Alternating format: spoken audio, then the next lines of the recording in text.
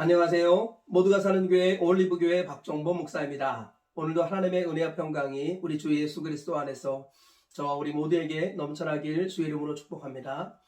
오늘은 사사기 16장 26절에서 31절 말씀에 근거해서 삼손의 죽음과 그에 대한 평가라는 제목으로 하나님 말씀을 전하도록 하겠습니다.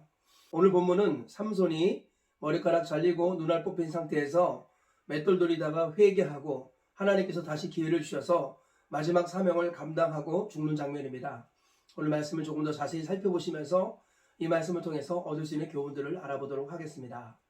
첫째, 삼손이 연회장의 기둥을 붙잡고 힘을 달라고 하나님께 기도합니다. 오늘 본문 26절 이하에 이렇게 말씀합니다. 삼손이 자기 손을 붙든 소년에게 이르되 나에게 이 집을 버틴 기둥을 찾아 그것을 의지하게 하라 하니라. 그 집에는 남녀가 가득하니 블레셋 모든 방백들도 거기 있고 지붕에 있는 남녀도 3,000명 가량이라. 다 삼손이 제주 부리는 것을 보더라.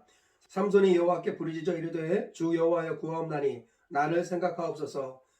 하나님이여 구하옵나니 이번만 나를 강하게 하사 나의 두 눈을 뺀 블레셋 사람에게 원수를 단번에 갚게 하옵소서 하고. 네, 삼손이 3,000명 이상이 모여있는 연회장 기둥에 서서 하나님 앞에 간절히 부르짖고 기도하고 있습니다. 하나님 마지막 힘을 주시옵소서. 블레셋 원수들을 단번에 무찌를 수 있도록 하나님 힘을 주시옵소서 라고 기도하고 있습니다. 둘째로 삼손이 두 기둥을 움켜잡고 힘을 써서 그 집을 무너뜨렸다 라고 말씀하고 있습니다. 오늘 보면 29절 이하에 이렇게 말씀합니다. 삼손이 집을 버틴 두 기둥 가운데 하나는 왼손으로 하나는 오른손으로 껴 의지하고 삼손이 이르되 블레셋 사람과 함께 죽기를 원하노라 하고 힘을 다하여 몸을 굽힘에 그 집이 곧 무너져. 네, 삼손이 그 연회장을 버티고 있는 큰 기둥을 양손으로 붙잡습니다. 그리고 힘을 다하여서 무너뜨렸습니다. 셋째로 그때 죽은 사람이 삼손이 살아서 죽은 사람보다 더 많았다라고 말하고 삼손은 형제들에 의해서 장례됩니다. 오늘 보면 30절 하반절부터 이렇게 말씀합니다. 그 안에 있는 모든 방백들과 온 백성에게 덮이니 삼손이 죽을 때 죽인 자가 살았을 때 죽인 자보다 더욱 많았더라. 그의 형제와 아버지의 온 집이 다 내려가서 그의 시체를 가지고 올라가서 소라와 에스다올 사이 그의 아버지 마노아의 장지에 장사하니라. 삼손이 이스라엘의 사사로 20년 동안 지냈더라. 삼손이 결국은 마지막에 힘을 쏟아서 블레셋 사람들의 연회장을 무너뜨리고 그곳에 있는 사람들 수많은 사람들을 죽였습니다. 그리고 자신도 죽었고요. 성경에서는 그가 살았을 때 죽인 사람보다 죽을 때 죽인 사람이 더 많았다라고 평가를 합니다. 그리고 형제들이 삼손을 장례를 치릅니다. 오늘 이 말씀에 근거해서 얻을 수 있는 교훈들을 알아보도록 하겠습니다. 첫째, 하나님은 회개하며 부르짖는 자의 기도를 들어주신다라는 것입니다. 삼손은 수많은 회개의 기회를 저버리고 결국 하나님의 징계를 받았습니다. 그래야 해서 그 많은 장점에도 불구하고 머리털을 밀리고 눈알 뽑히고 맷돌 돌리는 인생으로 전락되었습니다. 그러나 삼손은 마지막에는 하나님을 붙들고 회개합니다. 그리고 하나님 앞에 간절히 부르짖습니다. 그랬을 때 하나님께서 그의 마지막 회개와 부르짖음을 들으시고 마지막 소원을 이루어 주시는 것을 말씀을 통해 볼 수 있습니다. 하나님께서는 우리가 어느 상황이든지 진심으로 회개하고 전심으로 부르짖으면 그 기도를 들으시고 응답해 주시는 좋으신 하나님이십니다. 우리가 이왕이면은 문제에 빠지기 전에 또는 징계를 받기 전에 또는 고난에 직면하기 전에 하나님께 회개하고 부르짖는 것이 지혜입니다. 그러나 혹여 늦었고 우리가 연약하여서 범죄했다 할지라도 그리고 하나님의 징계와 어려움을 겪는다 할지라도 너무 늦은 것은 아닙니다. 죄를 깨달았을 때 바로 회개하고 하나님께 돌아오는 것, 이것이 하나님의 은혜이고 하나님께서 우리에게 주신 복이라는 것입니다. 회개는 바로 하는 것이 가장 중요합니다. 그리고 일찍 하는 것이 중요합니다. 그러나 늦었다 생각할지라도 회개하는 것이 지혜입니다. 삼손은 지옥에 갈 뻔했으나 마지막에 회개하고 하나님께 부르짖어서 히브리서 11장에 의하면 믿음의 사람으로서 천국 백성이 되었다라고 성경은 말씀하고 있습니다. 만약에 삼손이 마지막에 회개하지 않고 부르짖지 않았더라면 아마도 그 영혼 지옥에 떨어졌을 것입니다. 그런데 하나님께서 끝까지 그에게 은혜를 주셨고 그가 마지막에 하나님의 은혜를 붙들고 회개하고 부르짖어서 하나님의 선한 도구가 되었다라는 것입니다. 하나님께서 우리에게 주신 최고의 복은 바로 회개입니다. 회개는 그리스도 안에서 모든 것들이 새로워지게 합니다. 회개함으로 말미암아 다시 시작하고 새 출발을 할 수 있게끔 하나님께서는 허락해 주십니다. 그러므로 날마다 회개하고 날마다 자복하여서 날마다 하나님 안에서 새날을 맞이하시고 새로운 삶을 살아내시길 축복합니다. 그리하고 날마다 필요를 따라 부르짖음으로 하나님의 능력의 팔에 붙들림 받으시는 저와 우리 모두가 되시길 축복합니다. 주님 오시는 그날까지 날마다 회개하고 날마다 부르짖음으로 하나님께 쓰임받다가 천국에 들어가시는 우리 모두가 되시길 주의 이름으로 축복합니다. 둘째로 거룩과 행복이 성공보다 우선이다라는 것입니다. 오늘 본문을 보면 삼손에 대한 평가가 이렇게 나옵니다. 그가 살았을 때 죽인 사람보다 죽을 때 죽인 사람이 더 많았다. 이렇게 평가를 내리지요. 그래서 삼손이 업적으로 봤을 때는 하나님의 뜻을 따라 블레셋을 진멸하려고 하는 하나님의 계획에 어느 정도 부합했습니다. 그렇지만 삼손의 삶은 거룩하거나 행복과는 멀었습니다.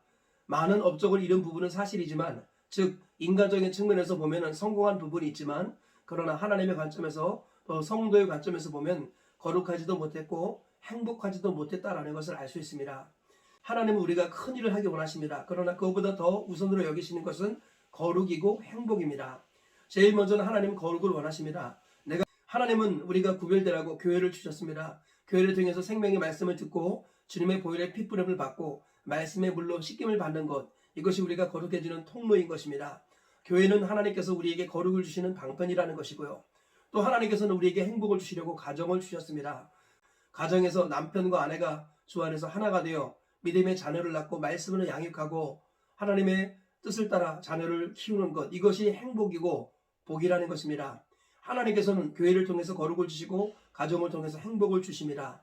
그러고 나서 하나님은 우리가 큰 일, 많은 일을 하라고 말씀하지요. 하나님은 거룩과 행복을 도외시한 채 많은 일을 하라고 절대 말씀하지 않으십니다. 하나님은 자기의 종 사역자들이 행복하게 사역하다가 하나님께로 가기를 원하십니다. 그러므로 제일 먼저 교회를 통하여 거룩에 힘쓰시길 바랍니다. 두 번째로 가정을 통하여 행복을 이루시기 바랍니다. 그리고 세 번째로 하나님의 일을 많이 하시고 큰 일을 하셔서 성공하시기를 축복합니다. 이 순서가 중요합니다. 거룩이 우선이고 그 다음에는 행복이고 그 다음이 성공이라는 것입니다. 이 순서를 따라 우리가 살아가셔서 하나님 앞에서 거룩하게 사시며 행복하게 살고, 그리고 많은 일들, 큰 일을 하셔서 하나님께 크게 영광을 돌리고 많은 생명을 살리고 하나님 나라를 세우고 교회를 든든히 세우는 일에 쓰임받으시는 우리 모두가 되시길 축복합니다. 셋째로 성령의 은사보다 중요한 것은 성령의 열매라는 것입니다. 삼손은 성령의 은사의 측면에서는 가장 강력했습니다. 삼손과 비교되는 사람이 솔로몬이었죠. 솔로몬은 지혜라는 측면에서 그 누구도 따라할 수 없는 큰 복을 받았습니다. 큰 은사를 받았다는 것이죠. 힘과 능력이라는 측면에서는 삼손보다 더 큰 은사를 받은 사람이 없습니다. 솔로몬이나 삼손이나 성령의 은사에 충만했던 사람이었습니다. 그러나 그들은 성령의 열매를 맺는 일에 실패했습니다. 삼손은 은사가 강했지만 성령의 열매, 즉 사랑과 희락과 화평, 오래 참음, 자비, 양선, 충성, 온유, 절제와 같은 그리스도의 성품을 닮아가는 일에는 실패했다는 것이죠. 그리하여서 풍성한 은사가 나타나고 풍성한 능력이 있었지만, 그러나 성령의 열매가 없었기 때문에 결국 행복하지 못했고 거룩하지 못했다는 것입니다. 하나님께서 우리에게 우선시 여기는 것은 성령의 은사 이전에 성령의 열매라는 것입니다. 성령의 은사에는 구원이 없다는 것을 잊지 말아야겠습니다. 성령의 은사 중에 방언이 있고 통역이 있고 예언이 있습니다. 그리고 영분별도 있고 귀신을 쫓아내고 능력을 행함도 있습니다. 또 지혜의 말과 지식의 말의 은사도 있습니다. 여러 가지 은사가 있지만 그 은사 자체에는 구원이 없습니다. 만약에 은사의 구원이 있다고 한다면 방언하지 못하는 사람은 구원받지 못한 것일까요? 그렇지 않습니다. 사도 바울은 모두가 방언을 하겠느냐, 모두가 예언을 하겠느냐, 모두가 능력을 행하겠느냐, 그렇지 않다고 말씀합니다. 그러므로 은사 자체는 하나님의 일을 하는 도구이고 수단이지 그 자체가 구원이 없다는 것입니다. 오히려 우리에게 구원을 주신 것은 성령의 은사가 아니라 성령의 열매인 것입니다. 사랑이 없으면 산을 옮길 만한 믿음이 있을지라도 아무것도 아니라고 성경은 말씀하고 있습니다. 우리 주님께서는 회개의 열매가 없으면 도끼가 그 뿌리를 찍어서 불에 던질 것이라고 말씀합니다. 동시에 회개의 열매뿐만 아니라 성령의 열매도 있어야 되는 것입니다. 성령의 열매를 맺어야만 예수 그리스도의 성품을 닮아가고 끝까지 믿음을 지키게 되는 것입니다. 우리 주님께서 원하시는 열매는 회개의 열매, 성령의 열매, 그리고 또 하나는 제자의 열매입니다. 가서 모든 민족을 제자 삼으라. 주님은 그렇게 말씀하셨죠. 주님은 열매로 그를 알리라라고 말씀합니다. 우리에게 회개의 열매를 원하시고 제자의 열매를 원하실 뿐만 아니라 성령의 열매를 맺으라고 말씀하시는 겁니다. 하나님께서는 성령의 은사보다 성령의 열매에 집중하라고 말씀합니다. 은사는 방법이고 수단이기 때문에 하나님께서 필요할 때 주시는 것입니다. 우리는 믿는 것과 아는 일이 하나가 되어서 온전한 사람을 이루어 그리스도의 장성한 분량에 충만한 데까지 이르는 예수님의 성품을 닮아가는 사람이 되어야 할 줄 믿습니다. 성령의 은사에는 구원이 없습니다. 성령의 열매의 구원이 있다는 것을 잊지 마시고 저와 우리 모두가 은사보다 열매에 집중하시길 축복합니다. 성령의 은사보다 중요한 것은 성령의 열매라는 것 다시 한번 기억하시면서 성령의 열매를 맺기를 힘쓰시는 우리 모두가 되시고 풍성한 열매를 맺으셔서 하나님께 영광이 되고 마지막 날 넉넉하게 구원에 이르기를 주 이름으로 축복합니다. 말씀의 결론을 맺겠습니다. 삼손이 마지막 죽는 장면을 통하여서 세 가지 교훈을 발견했습니다. 첫째로 하나님은 회개하며 부르짖는 자의 기도를 들어주시는 좋으신 분이다 라는 것입니다. 우리가 아무리 구렁텅이에 빠져있다 할지라도 진심으로 회개하고 전심으로 부르짖으면 하나님은 그의 기도를 들으시고 구원의 은혜를 베풀어 주십니다. 날마다 회개하며 부르짖어서 하나님의 구원의 은혜와 능력을 경험하시기를 주의 이름으로 축복합니다. 둘째로 거룩과 행복이 성공보다 우선이다 라는 것입니다. 하나님께서는 교회를 통해서 먼저 거룩하고 가정을 통해서 먼저 행복하며 그리고 사역을 통해서 성공하라고 말씀하십니다.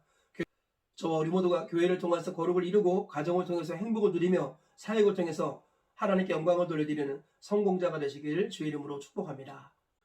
셋째로 성령의 은사보다 중요한 것은 성령의 열매다라는 것입니다.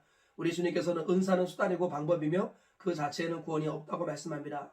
우리에게 구원을 주시는 것은 성령의 열매입니다. 성령의 열매를 많이 맺으셔서 예수님을 닮아가시고 마지막에 영원한 주님의 품에 안기시는 저와 우리 모두가 되시길 주의 이름으로 축복합니다. 오늘 세 가지 말씀 기억하시면서 하루를 승리하며 사시고 평생을 승리하며 사시길 주의 이름으로 축복합니다.